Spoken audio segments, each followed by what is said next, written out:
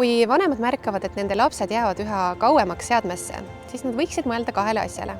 Esiteks, teadvustada, et digiseadmed on väga atraktiivsed. Mitme aspekti poolest, et nad on ikkagi kiired, nad on värviküllased, nad on põnevate efektidega ja nendest ikkagi saab nii palju naudingut saada.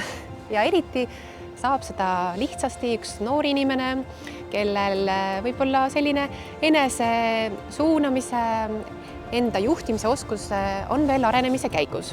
Nii et siin tegelikult see laps vajab vanema tuge ja suunamist, et kuidas oma aega juhtida paremini.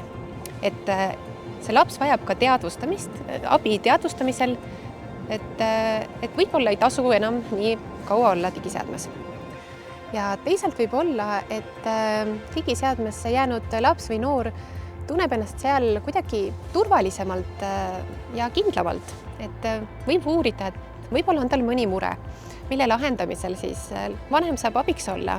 Minu kogemuse järgi noored on välja toonud, et neil võibki olla ebakindlusi või ärevusi seoses suhetega eakaaslastega või on päriselt koolis raske mõne ülesandega hakkama saada. Ja vanem saab siin toetada oma last just probleemi lahendamisel.